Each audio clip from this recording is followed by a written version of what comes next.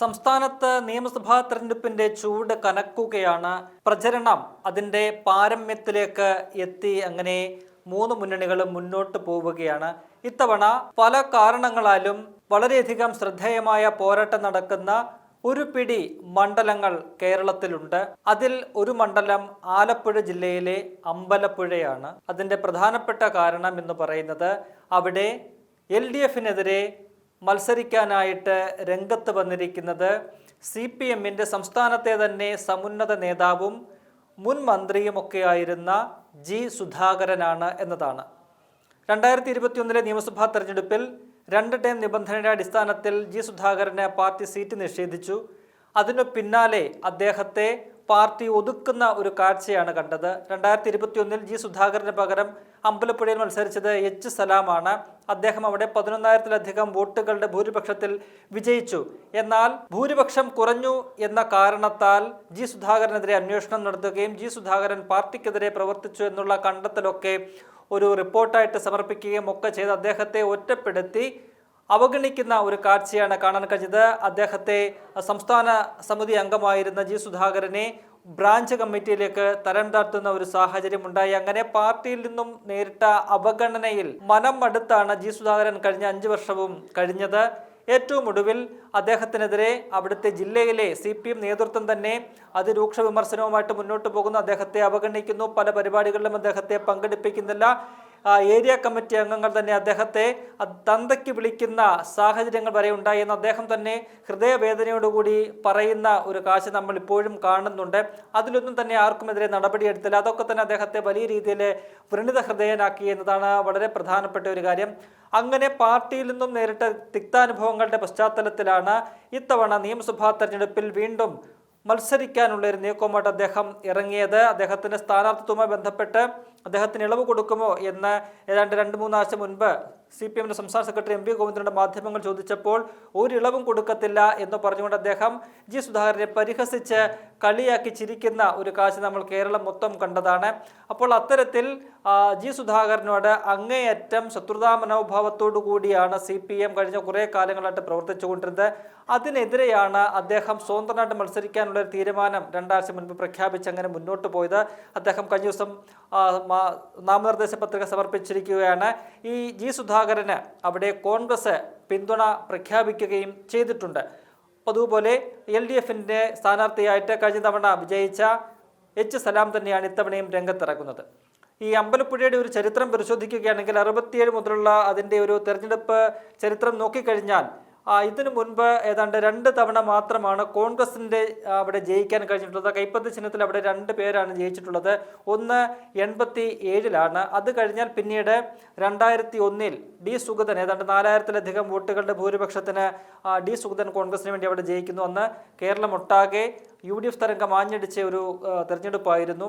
അത് കഴിഞ്ഞാൽ 2006 മുതലുള്ള ചിത്രം പരിശോധിച്ചാൽ അവിടെ UDFന് ജയിക്കാനേ കഴിഞ്ഞിട്ടില്ല. 2006 G. സുധാകരൻ അവിടെ എത്തി വിജയം കുറിക്കുന്നു. പിന്നീട് 2011-ലും 2016-ലും G. സുധാകരൻ വിജയം ആവർത്തിക്കുന്നു. ആദ്യം 11,000-ലധികം വോട്ടുകളുടെ ഭൂരിപക്ഷം 11,929 ആണെങ്കിൽ 2011-ലേക്ക് വരുമ്പോൾ ആ ഭൂരിപക്ഷം ഏതാണ്ട് 16,000-ൽ അധികമാകുന്നുണ്ട്. 2016-ലേക്ക് എത്തുമ്പോൾ ആ ഭൂരിപക്ഷം 22,000-ൽ അധികമാകുന്നു. എന്നാൽ 2021 മത്സരിച്ച H. സലാമിന് ആ ഭൂരിപക്ഷം പകുതിയായിട്ട് കുറയുന്നു.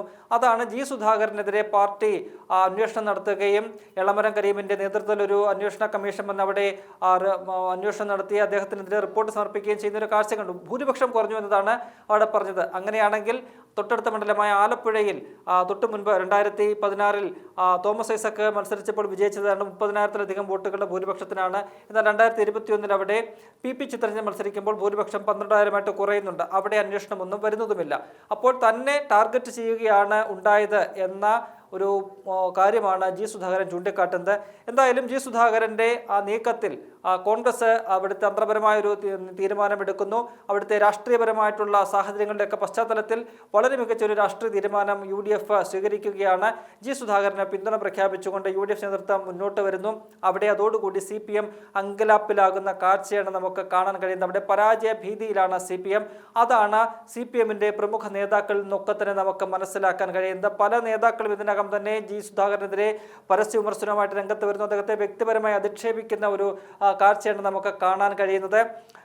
ഒരു ഘട്ടത്തിൽ അവർ പറയുന്നുണ്ട്, ജി സുധാകരൻ പോയതുകൊണ്ട് ഈ പാർട്ടിക്ക് ഒന്നും സംഭവിക്കത്തില്ല, അവിടെ ഒരു നേതാവ് പോലും ഒരു പ്രവർത്തകൻ പോലും ജി സുധാകരനൊപ്പം പോയിട്ടില്ല, അതുകൊണ്ട് അവിടെ പാർട്ടിക്ക് ഒരു ചുക്കം സംഭവിക്കില്ല എന്ന് ഒരു വശത്ത് നേതാക്കൾ പറയുകയും മറുവശത്ത് മുഖ്യമന്ത്രിയെ പോലെയുള്ളവർ ഇന്നലെ ജി സുധാകരനെതിരെ ചെറ്റ എന്നുള്ള പരാമർശം നടത്തിക്കൊണ്ട് അധിക്ഷേപിക്കുന്ന ഒരു കാഴ്ചയും നമുക്ക് കാണാൻ കഴിഞ്ഞിട്ടുണ്ട്. മുഖ്യമന്ത്രി ഒപ്പം തന്നെ പോളിറ്റ് ബ്യൂറോ അംഗം കൂടിയായിട്ടുള്ള എ വിജയരാഘവൻ, CPIയുടെ നേതാവും മന്ത്രിയും ഒക്കെയുള്ള പി പ്രസാദ്, സജി ചെറിയ ഉൾപ്പെടെയുള്ളവരാണ് ജി സുധാകരനെതിരെ വ്യക്തിയധിക്ഷേപം ഉൾപ്പെടെ നടത്തിക്കൊണ്ട് രംഗത്ത് വരുന്നത്. മുഖ്യമന്ത്രി ഇന്നലെ ഒരു മാധ്യമത്തിന് നൽകിയ അഭിമുഖത്തിലാണ് ചെറ്റത്തരമാണ് ജി സുധാകരൻ കാണിച്ചത്, അതായത് ജി സുധാകരൻ ഒരു ചെറ്റയാണ് എന്നുള്ള രീതിയിൽ ഒരു പരാമർശം അദ്ദേഹം നടത്തുന്നു. ഒരു തെരഞ്ഞെടുപ്പ് കാലമാണിത് എന്ന് നമ്മൾ ഓർക്കണം. നമുക്കറിയാം, മുൻപ് 2014 ലോക്സഭാ തെരഞ്ഞെടുപ്പിന്റെ കാലത്ത് ഇതേപോലെ സമാനമായ രീതിയിൽ അന്ന് പാർട്ടി സെക്രട്ടറി ആയിരുന്ന പിണറായി വിജയൻ കൊല്ലം പാർലമെന്റ് മണ്ഡലത്തിലെ UDF സ്ഥാനാർത്ഥിയായിരുന്ന NK പ്രേമചന്ദ്രനെതിരെ നടത്തിയ ഒരു പരാമർശമുണ്ട്, പരനാറി എന്ന പരാമർശം. അത് ആ തെരഞ്ഞെടുപ്പിൽ കൊല്ലം ലോക്സഭാ മണ്ഡലത്തിൽ മാത്രമല്ല സംസ്ഥാന വ്യാപകമായിട്ടുണ്ടാക്കിയ ഒരു LDF വിരുദ്ധ തരംഗം. അത് നമ്മൾ വിസ്മരിച്ചു പോകരുത്. CPM ഒരു കാലത്തും വിസ്മരിച്ചു പോകരുത്. അത്തരത്തിൽ മുഖ്യമന്ത്രിയുടെ ഭാഗത്ത് നിന്നും അന്നുണ്ടായ പരനാറി പ്രയോഗം അത് പാർട്ടിക്ക് തെല്ലൊന്നുമല്ല ഒരു ക്ഷീണമുണ്ടാക്കിയത്. അന്ന് അവിടെ പ്രേമേന്ദ്രനെതിരെ മത്സരിച്ചത് ഇപ്പോൾ CPM ജനറൽ സെക്രട്ടറി ആയിരുന്ന MA ബേബിയാണ്. അദ്ദേഹം 33,000-ലധികം വോട്ടുകൾക്ക് അവിടെ NK പ്രേമേന്ദ്രനോട് ദയനീയമായിട്ട് പരാജയപ്പെടുന്ന ഒരു കാഴ്ചയാണ് കണ്ടത്. അപ്പോൾ അത്തരത്തിൽ തെരഞ്ഞെടുപ്പിനെ സ്വാധീനിക്കാൻ കഴിയുന്ന തരമാണ് ഓരോ ആളുകളുടെയും പ്രസ്താവനകളും വാക്കുകളും ഒക്കെ തന്നെ. അതുപോലെ സമാനമായ ഒരു പ്രതികരണമാണ് ഇന്നലെ മുഖ്യമന്ത്രി പദത്തിലിരുന്നു കൊണ്ട് പിണറായി വിജയൻ ജി സുധാകരനെതിരെ നടത്തിയിരിക്കുന്നത്. ജി സുധാകരനെ ചെറ്റ എന്ന് പറഞ്ഞുകൊണ്ടാണ് അധിക്ഷേപിക്കുന്നത്. അതേത് രീതിയിലാകും അമ്പലപ്പുഴയിൽ CPMന്റെ തെരഞ്ഞെടുപ്പിൽ അവർക്ക് തിരിച്ചടിയാവുക എന്നത് നമുക്ക് കാത്തിരുന്ന് കാണണം. ജി സുധാകരൻ അവിടെ മത്സരത്തിന് വന്നതോടുകൂടി തന്നെ CPM അവിടെ പരാജയം ഏതാണ്ട് 60% ഉറപ്പിച്ചിട്ടുണ്ട്. ഇന്നലെ മുഖ്യമന്ത്രിയുടെ ആ ഒരു പ്രസ്താവനയോടുകൂടി, മുഖ്യമന്ത്രിയുടെ ഒരു പരാമർശത്തോടുകൂടി CPMന്റെ ശവപ്പെട്ടിയിലെ അവസാനത്തെ ആണിയും മുഖ്യമന്ത്രി അടിച്ചിരിക്കുന്നു എന്നാണ് രാഷ്ട്രീയ നിരീക്ഷകർ വിലയിരുത്തുന്നത്. എന്തായാലും വരുന്ന നിയമസഭാ തെരഞ്ഞെടുപ്പിൽ അമ്പലപ്പുഴയിൽ നിന്നും H സലാമിനെ പരാജയപ്പെടുത്തിക്കൊണ്ട് ജി സുധാകരൻ, അദ്ദേഹം ജനകീയ സ്വതന്ത്ര സ്ഥാനാർത്ഥി എന്നുള്ള നിലയിലാണ് അവിടെ മത്സരിക്കുന്നത്. UDF അവിടെ പിന്തുണ പ്രഖ്യാപിക്കുകയാണ് ചെയ്തത്. അദ്ദേഹം സ്വതന്ത്ര ചിഹ്നത്തിൽ തന്നെയാണ് മത്സരിക്കുക. അങ്ങനെ മത്സരിക്കുന്ന ജി സുധാകരൻ അവിടെ മികച്ച ഭൂരിപക്ഷത്തോടുകൂടി വിജയിക്കും എന്ന കാര്യത്തിൽ യാതൊരു സംശയവുമില്ല. അദ്ദേഹം ഇന്ന് മാധ്യമങ്ങളോട് പ്രതികരിച്ചപ്പോൾ മുഖ്യമന്ത്രിയുടെ പരാമർശത്തിന് ഒപ്പം തന്നെ എ വിജയരാഘവന്റെ പരാമർശത്തിനൊക്കെ തന്നെ ശക്തമായ ഭാഷയിൽ മറുപടി കൊടുക്കുന്നുണ്ട്. മുഖ്യമന്ത്രിയെ വലിയ രീതിയിൽ കടന്നാക്രമിച്ചുകൊണ്ടാണ് ജി സുധാകരൻ അവിടെ വിമർശനം ഉന്നയിക്കുന്നത്. എന്തായാലും ഈ പറഞ്ഞതുപോലെ തന്നെ അവിടെ ശക്തമായൊരു പോരാട്ടം നടക്കുകയാണ്. LDF അവിടെ പരാജയ ഭീതിയിലാണ് എന്നുള്ള കാര്യത്തിൽ യാതൊരു സംശയവുമില്ല. അത് ഈ നേതാക്കളുടെ പ്രതികരണത്തിൽ നമുക്ക് വ്യക്തമാവുകയും ചെയ്യുന്നുണ്ട്. മുഖ്യമന്ത്രിയുടെ ഈ ചെറ്റ പരാമർശം അത് CPMനെ ചെറുതായ രീതിയിലൊന്നും ആയിരിക്കില്ല പ്രതികൂലമായി ബാധിക്കുക. പ്രത്യേകിച്ചും ജി സുധാകരൻ ഏതാണ്ട് 15 വർഷക്കാലം അവിടെ MLA ആയിരുന്ന കാലഘട്ടത്തിൽ 2016 മുതൽ 2021 വരെ പൊതുമരാമത്ത് മന്ത്രിയായിരുന്ന കാലഘട്ടത്തിലൊക്കെ തന്നെ നടത്തിയ വികസന പ്രവർത്തനങ്ങൾ, അദ്ദേഹത്തിന് മണ്ഡലത്തിലെ ജനങ്ങളോടുള്ള ഒരു ബന്ധം, അതൊക്കെ തന്നെ അദ്ദേഹത്തെ വലിയ ജനകീയനാക്കി മാറ്റിയിട്ടുണ്ട്.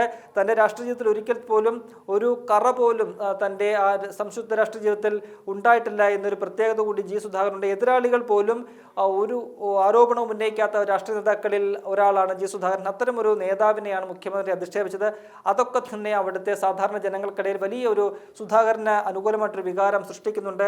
അത് വരുന്ന തെരഞ്ഞെടുപ്പിൽ UDFന് അല്ലെങ്കിൽ ജി സുധാകരന് അനുകൂല ഘടകമായിട്ട് മാറും എന്നുള്ള കാര്യത്തിൽ യാതൊരു സംശയവുമില്ല. അമ്പലപ്പുഴയിൽ അവിടെ LDFന് ഇത്തവണ വലിയ ഒരു പരാജയം നേരിടേണ്ടി വരും. വലിയൊരു പരാജയമാണ് അവരിവിടെ തുറച്ചു നോക്കുന്നത്. ഒരു പക്ഷേ ആലപ്പുഴയിൽ കഴിഞ്ഞ തവണ UDFന് ഒരൊറ്റ സീറ്റാണ് ലഭിച്ചത്. അത് ഹരിപ്പാട് രമേശ് ചെന്നിത്തലയുടെ മണ്ഡലമാണ്. ഇത്തവണ അവിടെ തദ്ദേശ തെരഞ്ഞെടുപ്പിൽ മികച്ച ഒരു മുന്നേറ്റം UDFന് ഉണ്ടാക്കാൻ കഴിഞ്ഞിട്ടുണ്ട്. മുനിസിപ്പാലിറ്റികളിലും ഭൂരിപക്ഷം നേടാൻ കഴിഞ്ഞു. പഞ്ചായത്തുകളിലും ജില്ലാ പഞ്ചായത്തിലും ബ്ലോക്കിലും ഒക്കെ തന്നെ വലിയ രീതിയിൽ മുന്നേറാൻ UDFന് കഴിഞ്ഞു. അത്തരമൊരു രാഷ്ട്രീയ സാഹചര്യം അവിടെ ഉരുത്തിരിഞ്ഞിട്ടുണ്ട്. അതിൻ്റെ കൂടി പശ്ചാത്തലത്തിൽ നോക്കുമ്പോൾ വരുന്ന നിയമസഭാ തെരഞ്ഞെടുപ്പിൽ ആലപ്പുഴയിലുള്ള 9 നിയമസഭാ മണ്ഡലങ്ങളിൽ ഏതാണ്ട് ബഹുഭൂരിപക്ഷം മണ്ഡലങ്ങളിലും വിജയിക്കാനുള്ള ഒരു സാധ്യതയാണ് UDFന് അവിടെ കാണുന്നത്. അത്തരം ഒരു രാഷ്ട്രീയ സാഹചര്യമാണ് അവിടെ നിലവിൽ സംജാതമായിരിക്കുന്നത്. അത്തരത്തിൽ വിജയിക്കുമ്പോൾ അവിടെ UDF ഇത്തവണ ആദ്യം വിജയിക്കുന്ന മണ്ഡലങ്ങളിലൊന്നായിട്ട് അമ്പലപ്പുഴ മാറുന്നു എന്നതാണ് ഏറെ നിർണായകമായ ഒരു രാഷ്ട്രീയം.